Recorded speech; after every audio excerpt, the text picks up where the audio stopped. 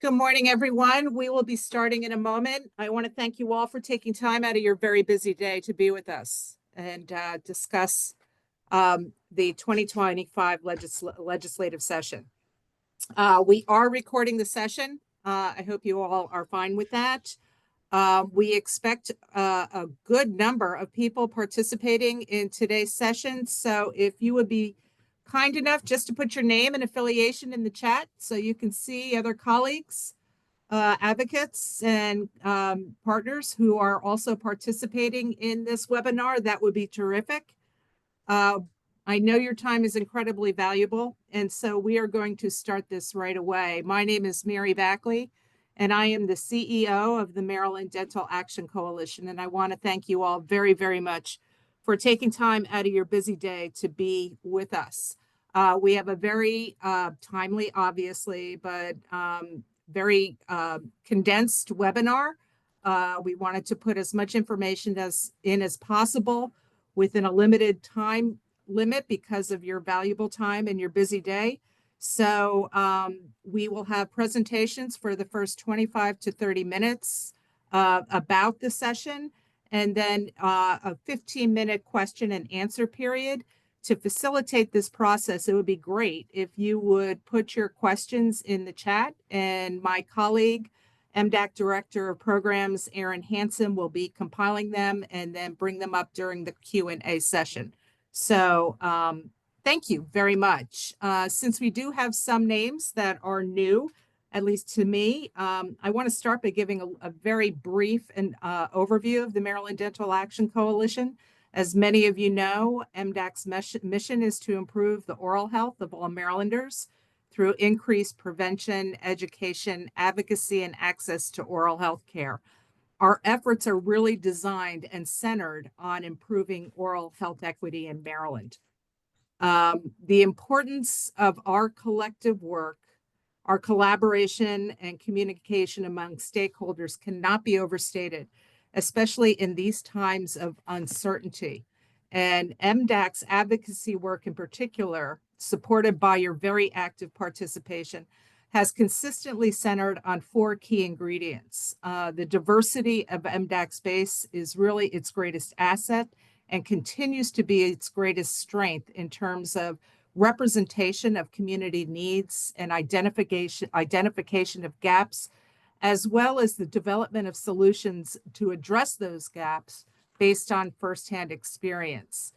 Through our collective work, we continue to build a really large stable of bipartisan oral health champions in the state legislature who are acutely aware of the importance of oral health and the connection of oral health and systemic health, the connection of oral health to economic health, and the connection of oral health to societal health.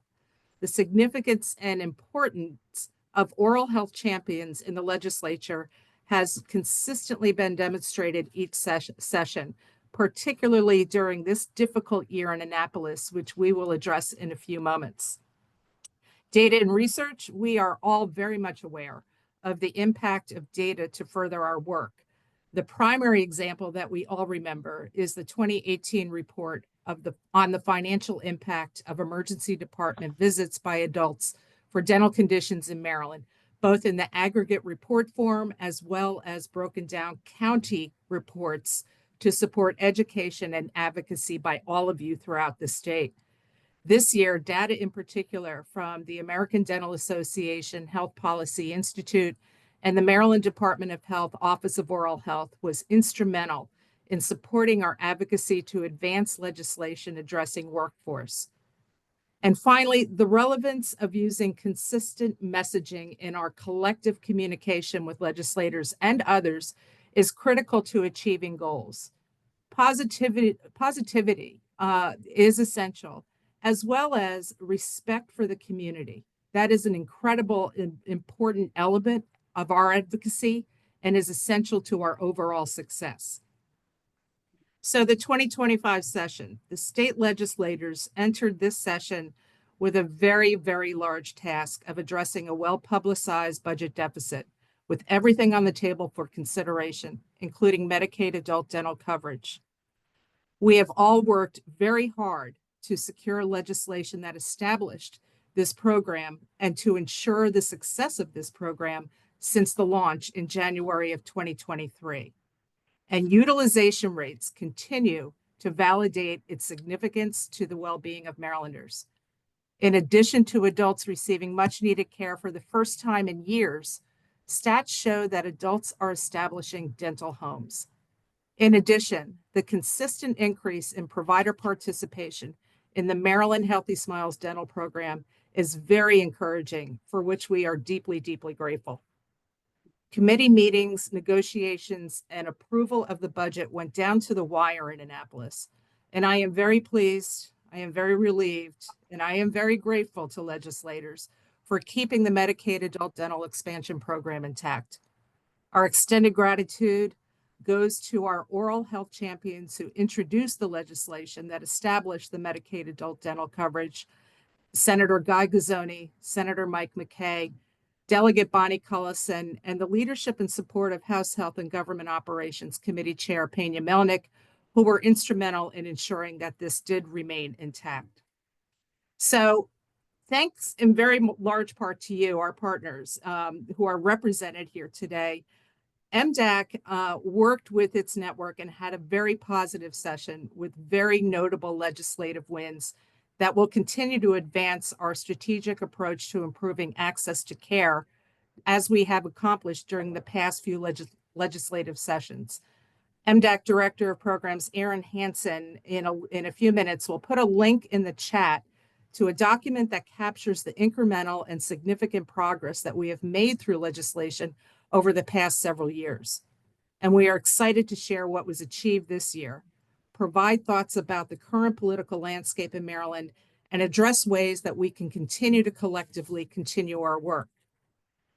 To do this, we are incredibly fortunate to have two very highly experienced people with us here today who work on behalf of MDAC or in collaboration with MDAC, and their participation continues to be a very significant part of our success each legislative session.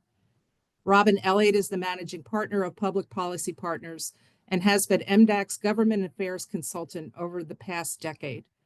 Many, if not all of you, know of Robin's invaluable work, and her expertise and guidance of MDAC's advocacy has led to successful legislative sessions each year since she started at MDAC. Each of them have been impactful, particularly the Medicaid adult dental coverage. Ashley Willard is the lead attorney for the Public Justice Center's Health and Benefits Equity Program, which advocates policies and practices designed to eliminate racial, ethnic, and socioeconomic disparities and enable every Marylander to attain their highest level of health. We are incredibly fortunate that Ashley is also co-chair of the MDAC Policy Committee, along with Maryland Community Health System CEO Sally Ann Alborn. So I have talked enough. It is really time to move on to the program and focus on our 2025 legislative package, which address gaps in access for children, underserved communities, and Medicaid enrollees. So I am really quite pleased and honored to pass this on to Robin Elliott. Hello, everyone. I see many names that I recognize, and it's also wonderful to see some names that I don't recognize, because that means that the community supporting oral health and really thinking about oral health as a comprehensive public health strategy, our community is growing. And I think that's going to be an important theme for us, not only now, but in the future. So I wanted to start out, I'm going to try to boil down 90 days of session into 10 days. I will say, and many of you who might have been involved directly or followed it closely know that it was a difficult session because of the budget and because we have looming over us some potential federal cuts. So going into session, you know, our theme with our public health partners was how to do more with less. We know that we were Sorry for the phone ringing. We were incredibly fortunate in our timing of getting adult dental passed and secured. Thank you to everyone on this call for help with that. You know, that is a $160 million investment that Maryland has made. So as Mary showed in the slide, a lot of our focus has been about, now that we have coverage secured, we have coverage for, of course, for children, and now we have coverage for adults, and we have expanding access through the health benefit exchange to private dental insurance. What do we do next? And that is really tackling the access issues, many of which are workforce related. And we know that we can't sort of grow new dentists and new dental hygienists and dental assistants and community health workers and all the wonderful practitioners involved overnight. So again, how do we do more with what we have? So that's our theme. And Erin, I don't know if you want to put up the slide related to MDAC's priority legislation. Okay, and while that's sharing, so MDAC had 3 pieces of proactive legislation, then also supported a robust package of many of our community partners. So I'm going to try to highlight all of this in a short period of time. So the 3 bills that MDAC focused on, I want to talk about one for kids, 2 for dental loan repayment, and 3 really trying to tackle the shortage of dental hygienists. So I wanted to start out with the first bill, because this is really the roots of MDAC, it's the roots of our coalition, and the roots of our community, of course, came together with the death of Diamante Driver. So MDAC looked at some key data, and that's on the next slide. Let's see, wonderful. And I know this print may be a little bit small, but we took a look at what was happening with children's access. And thanks to the Department of Health and the Office of Oral Health and Medicaid, put together a wonderful comprehensive report every year on oral health.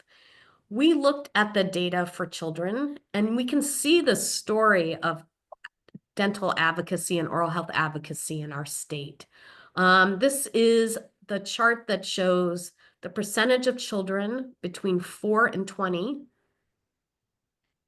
Thank you, between 4 and 20 who have had a dental service covered under Medicaid. It's divided into diagnostic, preventative, and restorative services. And we can see the story because if we start with 2007, which of course, we know that's the year Diamante Driver passed away, and we looked at all the resources and collaboration, and we can see steady improvement in all of our figures. And I'm focusing most right now on the preventative column because it's hard to read 3 columns at once, but you can see that steady increase. So we go from about 45% of kids to around 63, 64%. And then we kind of start to plateau once we hit 2015, 2016. And then naturally during COVID, the numbers plummeted. But we see in 2023, that's the last year we have data for, that we only have gotten back up to under 57% of kids. So what do? We don't have a lot of money. We don't have new providers. And MDAC thought, where are kids? Kids are in school. And we know there are a lot of successful models of school dental programs, but how can we kind of pull together and think, maybe grow some of those models and potentially try some new things to get to kids? So we put together an interdisciplinary collaborative and asked Delegate Bagnall and Senator Lamb to put that in as legislation. And they did. and it passed. So we're very excited. That is a collaborative that is going to be open to a wide range of stakeholders, many of you here today. So this is really meant to be a creative, innovative space.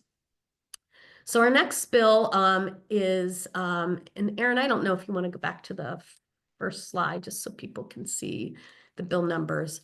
The next bill was the Maryland's longstanding dental care program, dental loan program. And this bill was really done in partnership with Maryland Community Health Systems. They were really the lead. We asked them, what can we do to help FQHCs and school-based health centers? And what we heard back is they needed more flexibility in that program in order to hire and recruit. And so this bill allows for part-time dentists and part-time dental hygienists to access the dental loan repayment program. The reason this is so key is in our rural areas and in our school-based health centers, usually those programs aren't open for 5 days a week because they don't have the population to support that big of a program. So they only need part-time staff. So this bill passed. We're very excited, and we should see this bill getting implemented in the coming years, and really thank everyone for thinking kind of creatively about how we can use this program. And then the third bill did not pass. I just wanted to skip to that punchline, but we had an incredible hearing, and we kind of thought this might be a multi-year bill anyway. And this is to establish a commission to look at the shortage of dental hygienists. When you look at the statistics for hiring and vacancies for dental hygienists, it's actually far worse than dentists. We've heard many dentists report that they are doing work of dental hygienists and dental assistants because they can't hire. So what do we do about that? So we looked at what the state has done for nursing collectively, and it's worked. So this bill, which I think we will see again next year, will help us advance really thinking through systemic solutions for dental hygienists. All right, I wanted to highlight, just to spend a couple moments, other innovative workforce solution bills that different partners put in. The school health nurses put in House Bill 672, which I'm glad to say passed. This helps us assess on a yearly basis the number of different school health providers there are in schools, and it includes dental hygienists. Then there was, and Ashley's going to talk about the community health workers, so I'm not going to spend time today. And then the next bill is the dental and dental hygienist compact bill. MDAC supported it. We know that there is some differing opinions and viewpoints around this bill. But MDAC really looked at it, looked at what other states were doing, and just thought we really need to think innovatively, and supported this bill. I will note there was another licensure reciprocity bill out there that MDAC did not take a position on, but some of the other stakeholders, some of whom I think are on the call today, weighed in and supported that bill. All right. And then next slide, just wanted to hit at a really high level all that MDAC worked on to support this session, and many of this legislation was successful. There is a whole category around the Affordable Care Act and protecting insurance coverage, and that affects dental coverage as well. So there is protecting the Health Insurance Commission. This is a commission that got convened in 2017. The legislature decided to bring it back, considering what is happening on the federal level and in the Supreme Court. The legislature also passed a bill to establish a framework for the state to create subsidies for lowering premiums on the exchange. Right now, that's done by the federal government. that may be at risk. So looking ahead, maybe the state can do it. Why that has been so critical, I'll just make a note, is that this program has made health insurance more affordable. And as a result, the exchange has reported consistently that people are using the savings to buy private dental insurance. Amazing. And then last but not least, in this Coverage Act protection category is a bill to make telehealth coverage permanent. And in Medicaid, I just wanted to flag, this includes telehealth dentistry. So very good. Then a series of bills passed that will reduce the administrative burden on providers. So very much thinking about our FQHC partners, our private dental practice partners. There is a study that MDAC and the Maryland Community Health System asked for to look at why dental insurers don't have more efficient online credentialing systems. And the insurance commissioner is committed to doing that. And then 2 bills passed to make it more transparent and to really start looking at adverse decisions, meaning denials, and the reason behind those. And this includes dental insurance. All these passed. And then finally, on public health, a bill, very important bill passed that helps ensure there are safe spaces for immigrants to get health care, go to school, and worship. And then finally, there was a bill that we've supported every year to make dental part of the routine information, dental screenings that parents provide to schools. And with that, I am really pleased to be able to hand it over to Ashley. Thank you, Robin. It's always exciting to see just the wide variety of advocacy that MDAC has led and supported over this past session. It's fantastic. I learned a lot today. So yes, so today I'm here as the co-chair of the Community Health Workers Empowerment Coalition.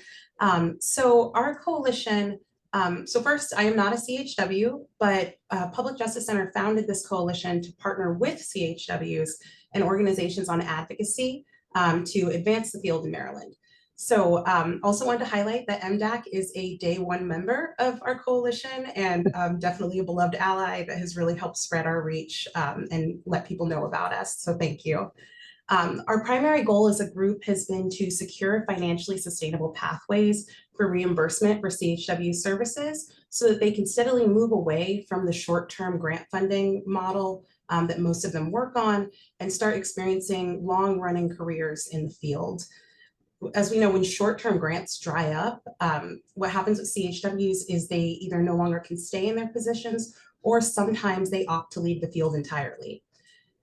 We know CHWs advance health equity, so part of that is in building community trust and working intensively with patients from their communities. They're addressing social determinants of health and improving health outcomes.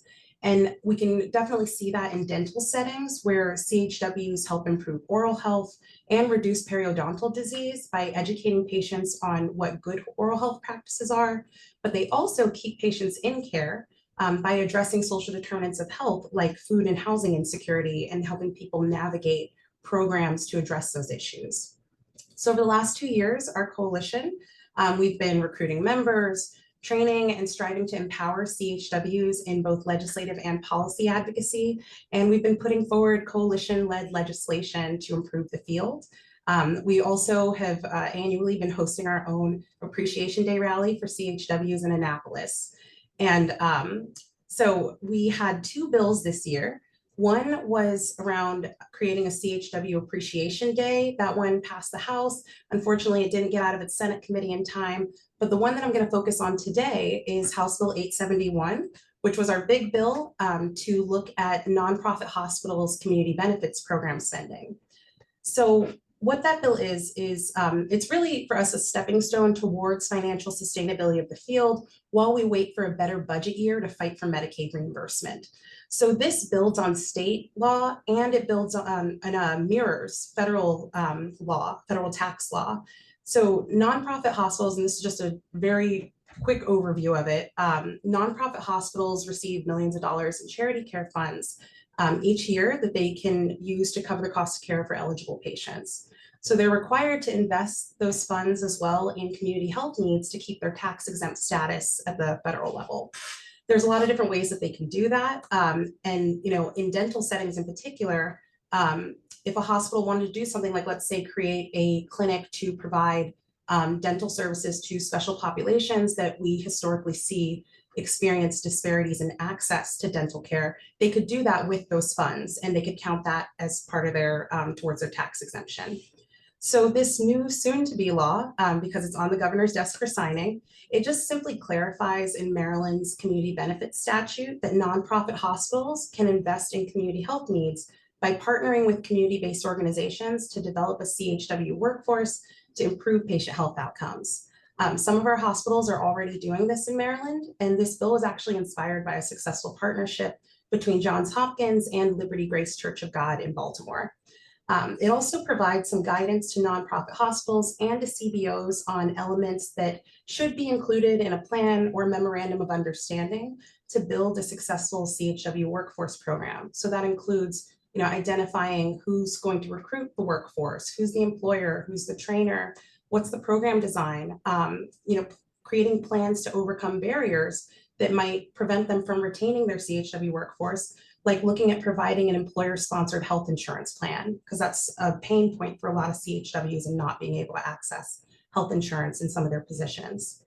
That said, we've got big plans for implementation of this bill to engage hospitals in discussions over the summer on investing some of their funds into building more CHW workforce programs. We're also going to continue to advocate to policymakers to expand Medicaid in a better budget year to reimburse CHW services. So I will pass it back to Robin and Mary. Thank you very much, Ashley and Robin. It's really quite incredible what was accomplished given the really difficult legislative session that we all faced, and the inevitability of a lot of bad things possibly happening. So it was. I want to thank the both of you for your incredible work and incredible efforts. We are now entering, obviously, implementation of this legislation, but we're also what is the landscape? What is the political landscape in Maryland? What are we facing? What are the potentials of things to happen? We are nowhere near out of the woods yet, so to speak, in terms of, even though Medicaid adult dental was spared, it doesn't mean that something cannot happen in the future. So, we all know that Robin is extraordinarily informed about this. This is her specialty, and I'm going to turn this back to Robin to ask her for her perspectives about the political landscape in Maryland, what we're facing and what the possibilities are, given the uncertainty, especially surrounding what the federal government is going to be doing with Medicaid. Yeah. So thank you, Mary. And it's a great topic. I know it's probably ever present in all of our minds. And none of us have a crystal ball to see very far ahead. Even we don't know what's going to happen this afternoon. Let's face it, like the rapid pace of hearing announcements. But we know that there are some problematic proposals that will be coming out. We don't know when, and we don't know exactly what they'll say, but it's been very, very clear. So we know that, and it's very hard to keep calm, but I try to really ground myself into not panicking and approaching it with a very even keel about what to do. So I know, and I think I see Dr. Harry Goodman's on the call, who was really my mentor in learning about the history of adult dental coverage in Maryland. And we know that we had some type of coverage and that it got eliminated in the 80s with the state budget crisis. When I think where we are now, I don't think we are at all in the same place. And I feel very confident that we're going to be able to weather this storm with having adult dental coverage. First of all, we have a legislature and an executive branch that is 100% behind dental coverage. We have known that. We got broad bipartisan support for an initiative that required a $160 million investment. We have very consistently bipartisan support for all of our initiatives. And the key thing is what we didn't have in the 80s is looking around at all of us here. It is our coalition. It is the community. We have such strength. So I say all that just as a basis of we will see something happen in Medicaid, probably multiple things, but that we are in a really strong position to weather this storm. We could see, of course, there's some discussion about putting work requirements on Medicaid. We've heard discussion about Medicaid going to block grants. I personally, Robin Elliott, not MDAC, I don't think that's going to happen. I think that's too big of an impact on some rural states, southern and out west states that this administration is very concerned about. So we are going to see some reductions in Medicaid. It could be to eligibility, it could be to services, it could be to rates. It's probably going to happen. But I think our goal is to make sure that dental isn't singled out. And what I've heard from legislators, every single one of them is support for including dental, that dental isn't separate. It is a part of our overall healthcare system. We did see some small reductions in Medicaid this year. Some physician rates were cut by 2%. Some providers did not get a planned 1% increase, particularly in behavioral health and developmental disabilities.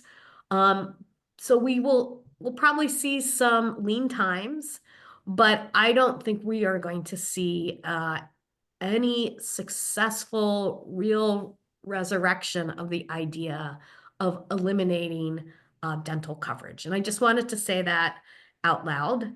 And I think one of the keys, and I know Mary, you started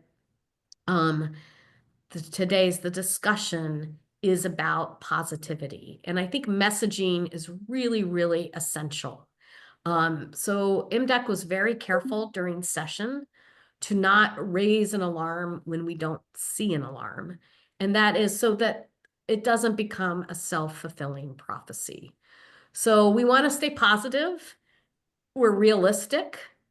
And we're united. And we know that's why everyone is here. And so will we be able to add new services covered by Medicaid for dental in the next 3 or 4 years? Probably not. You never know. We could see a light at the end of the tunnel. Are we going to be looking at able to get big rate increases? Probably not. So I think what we, in the next few years, really think about doing is how do we do as much as we can with what we have in front of us? And that is really back to MDAC's theme about legislative package is how do we look at what we have and be innovative and think about how to reconfigure our healthcare system to make it more efficient. So that's not just for dental, it's for all of healthcare. And so I'm just really honored to be able to work in Maryland and to be able to be part of MDAC and to be able to connect it to all of you on today's call, because this is a community that is going to protect dental. We are united with our legislature that is going to protect dental. And we know that we have a Department of Health that is solidly behind us. And so it's really an honor to be able to work in Maryland, we are in a good position to weather the uncertainty that we're going to face. And I think in the end, come out stronger, because when you don't have additional money, and you have to think about how to use what you have in a more effective way, we're going to build those systems. We're going to increase interprofessional collaboration. We're going to strengthen our partnerships. I'm just looking at everybody today and the amazing diversity of people, dental providers, nurses, community health centers, school-based health centers, public health experts. We're all here today because we know that oral health is part of overall health. And so I'm just very pleased. So thank you, Mary, for allowing me to address the elephant in the room about, oh my gosh, what's going to happen. I think in the end, we are going to be okay. Thank you, Robin. Thank you very much for everything. I think you all know how fortunate MDAC is to have Robin, and I really appreciate you really being very forthright and straight and candid with the network about this. It has been on everybody's minds, and so I appreciate you really expressing what your thoughts are. And I echo what you say about the strength of the network, as I said in the beginning of this. I mean, it's really, I hope you all really reflect, especially those who have been doing this longer than I have at MDAC, really the monumental change that has occurred in the past several years.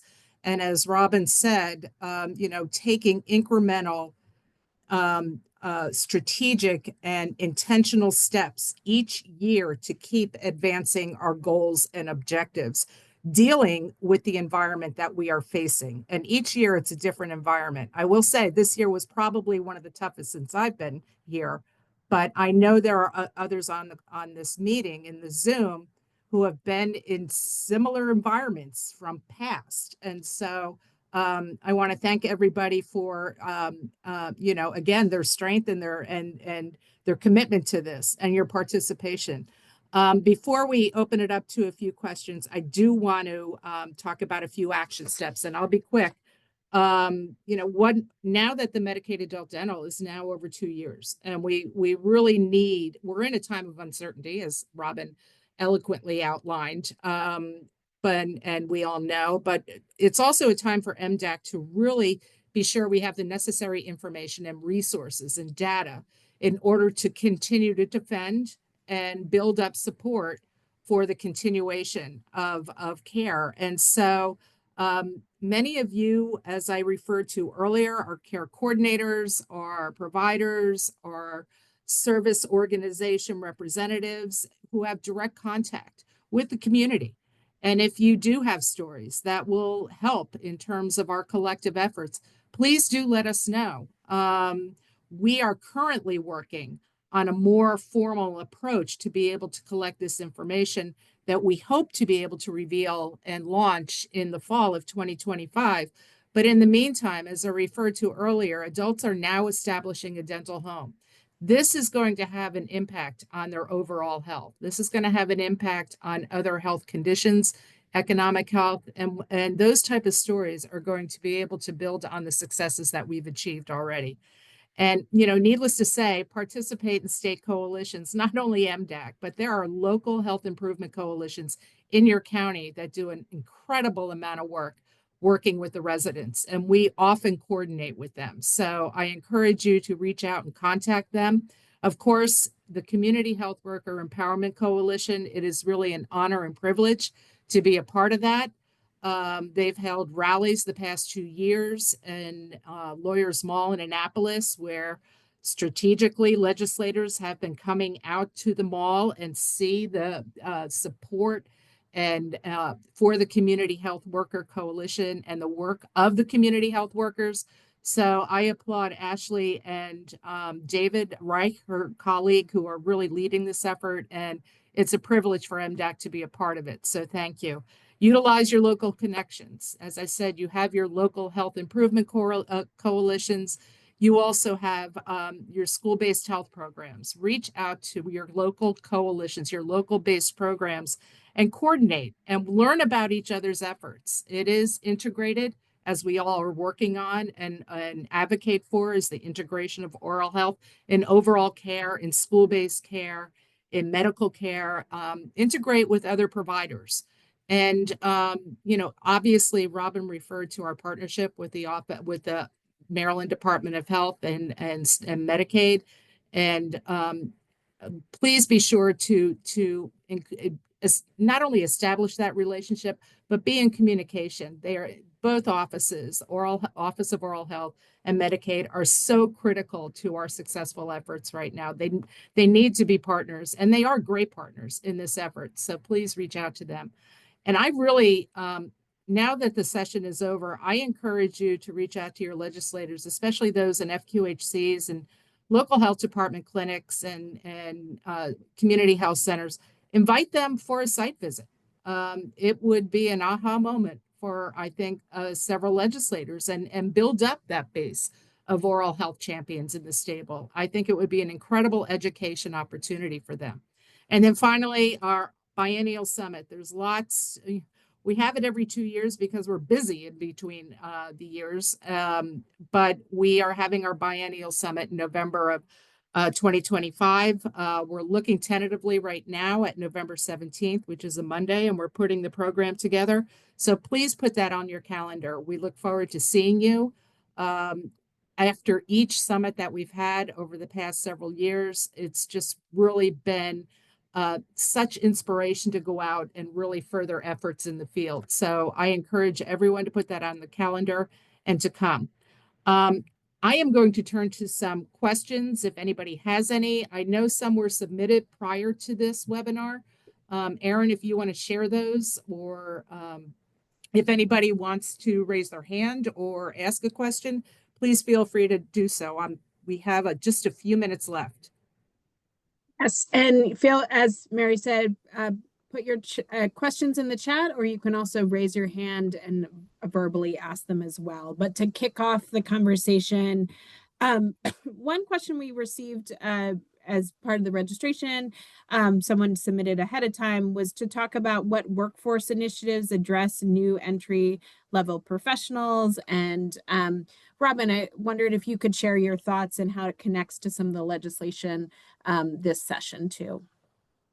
Yeah, I love that question. And we constructed the commission to look at the dental hygienist shortage with that question in mind. And so that commission sort of is thought of as, how do we use it? How do we use this need to have more dental hygienists and also help lift up a more diverse, wider range of people looking for opportunities?